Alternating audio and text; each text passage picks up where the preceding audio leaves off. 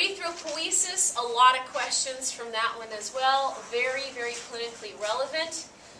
I want you to know where erythropoiesis occurs. You know, embryonic, fetal, adult. The types of hemoglobin expressed during those times and their affinities. Anemias. Know your anemias. Hey, be able just to match them to descriptions. Understand iron. What form do we use it? Why do we need to keep it in that form? How do we store it? Understand that kidneys release erythropoietin, and if your kidneys are undergoing failure, you will become anemic. Please understand the role between the macrophage and the hepatocyte for hemoglobin breakdown. What parts can be recycled? What parts can't? Speaking of the breakdown of the pyrrole groups, what is unconjugated versus conjugated bilirubin? In a patient with jaundice, which form is causing that yellowed color? Okay. It depends, right? We talked about newborns, we talked about patients with liver failure, we talked about the alcoholics, the portal hypertension, could be both.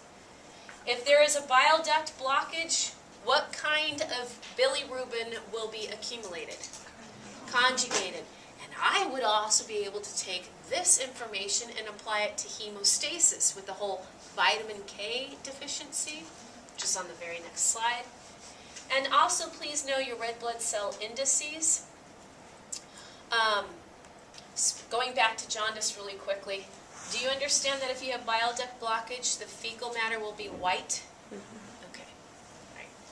Next, please. Thrombocytes.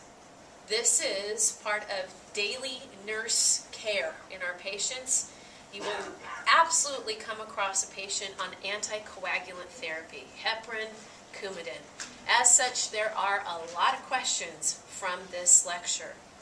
So I really want you to know your intrinsic and extrinsic pathways, not memorizing them, but knowing which one's slower, faster, more PAS, less. Do know your final common pathway. What are the two biggies that activate platelets? ADP and thromboxane A2, and if there's damaged tissue, like collagen fibers, sure. Please understand your endogenous versus exogenous anticoagulants and know which ones will work in a test tube right away versus ones that take time. Please, please, please, please understand how aspirin works as an antiplatelet, how heparin works, Coumadin works as an anticoagulant, and how those and how protamine counteracts heparin. Where? How? Make sure you have antithrombin 3 in that story. Please know which of the blood tests are used to assess your patient's clotting times for the intrinsic versus extrinsic. A patient on coumarin, which test will be used to monitor their clotting times? PT. Patient on heparin, APTT. Please make sure you understand the difference between clotting times. A longer clotting time means less likely to clot, yes? Shorter clotting time, more tendency to clot. We covered DIC and HELP. Just basically know what that is. Platelet problems like thrombocytopenia, hemophilia, classic hemophilia. Type A is a problem with factor 8. Hemophilia B is a problem with factor 9. Again, which anticoagulants will work right away and which one will take time. And vitamin K deficiency, who's at risk for vitamin K deficiency? Neonates, bile duct obstruction, yes, or someone who can't make bile, right? Okay. Next, please. Your white blood cell yo-yo lecture, about 10 questions on there. Very simple. Understand your non-specific defenses.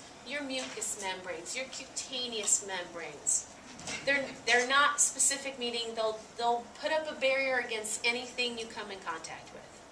Specific immunity means your B cells and your T cells, right? Humoral versus cell-mediated. Humoral, B cells, antibodies. Cell-mediated, T cells, cell-to-cell fighting. Which cell is very critical for joining your humoral to your cell-mediated? Helper T cells. And what virus will knock that out first? The HIV virus, the virus that causes AIDS. I would know your IGs, your immunoglobulins, gamed. Know them on a brief descriptive scale, just like in the PowerPoint. Matching questions. Which IgG is the largest? M, there you go. Which one is found in tears and saliva and sweat? I think of A. There's A in tears and sweat and saliva, right? All right, next please. Oh, opsonization is simply, what white blood cells use opsonization? Macrophages are good at that, right? But neutrophils can too as well. But macrophages, oh, they're good phagocytic cells. And next please. Relationship problems. And you hope we don't have any on that test day. You will likely be given 3 or 4 to pick from. You will pick 1 or 2. It depends. I looked at all sorts of exams from past semesters to make this PowerPoint. Like I said, I won't teach to your test. I took a survey of all the exams in the last 5 years I've given, and I made up this very generic approach or study guide. You will pick 1 or 2 depending on the test. And this weekend I will put up more specifics for your test. I'll tell you exactly how many points you have and how many relationship questions you will be writing. I will give you a freebie. On Blackboard I will post 1 of the few that you can select from. You don't have to pick it, but I'll at least give you 1. The sentence limit, some of you are scared about that. There is a sentence limit, not for my sake, because I don't want to grade it, but for your sake. I don't want you spending a huge amount of time writing your relationship problem, keeping in mind that it's on average about 4 to 6 points out of a 100-point test on average-ish. I had a student last semester take up a huge amount of time writing this glorious relationship essay. And then I said, there are 20 minutes left. And she started meltdown. Straight A, perfect student. She didn't finish her test on time. So the sentence limit, I don't really care. You can write 12, 15, 20, 2 pages worth. But you better be mindful of your test time management skills. The onus is on you for that. And also, I find that the more the student writes, the more they forget what they started writing about. And they end up saying something that's contradictory to what they started writing in the first part of their essay or relationship problem. So you're all nervous and you just gush. And you're like, you just counteracted what you said you would do as a nurse or something like that. So that's why I have a limit. I don't care, but I do it for your sake. There will be a word spell, much like the practice word spell in your homework packet. When you read your answers, and so we're clear, because half of you are so nervous on that day, you will come up to me and say, where do I mark this in on my Scantron? I don't have an H. You write your answers on the test itself. And if you read your responses from top to bottom, it will spell a word.